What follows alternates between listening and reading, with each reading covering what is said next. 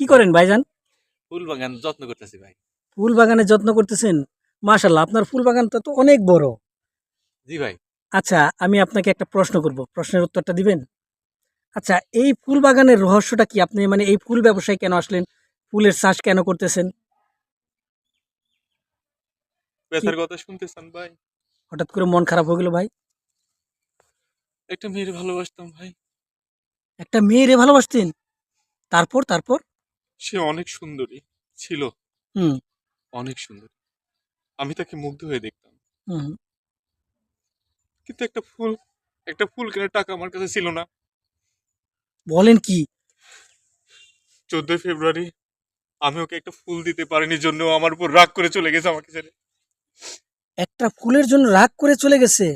মানে আপনার প্রেমিকা আপনার জন্য আসলে এরকম একটা আপনার সাথে এরকম একটা দুর্ব্যবহার করতে পারলো? ওর বান্ধবীদের বয়ফ্রেন্ড আছে না ভাই? হ্যাঁ, হ্যাঁ। এরা নাকি অনেক রকম ফুল দিয়েছে, আমার কাছে একটা ফুল কেনার টাকা ছিল না। হুম। এই তার অভিমান, এই তার দুঃখ আমার শেখা দিয়ে গেছে গা ভাই। এই জন্য মনের জেদে ফুলের বাগান করছে ভাই। বাহ! দোয়া করবেন আমার মতো আর কোনো প্রেমিক যুগল যেন ব্যর্থ না হয়। তাই? একটি ফুলের জন্য যেন কোনো ভালোবাসা ব্যর্থ হয়ে না যায়। একজন প্রেমিক বা একজন প্রেমিকা যেন কেউ কাউকে ছেড়ে না যায়। আমি তাদেরকে এমনিতেই ফুল দিই। প্রতিদিন সকালে বলি, ফুল নিবেন ফুল। আমার কাছে আছে হরেক রঙের ফুল। লাল ফুল, নীল ফুল, গোলাপ ফুল, বেগুনি ফুল, হরেক রকম ফুল। কিন্তু জানেন, আমার কাছে না ভালোবাসাটাই নেই শুধু। আহ! আমি সেই প্রতীক্ষায় আছি। কয়েকদিন ফিরে আসবে আমার কাছে।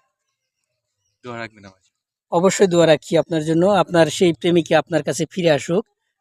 তাকে ফুলের মধ্যে, ফুলের বিছানায় তাকে একদিন শোয়াবেন নাকি?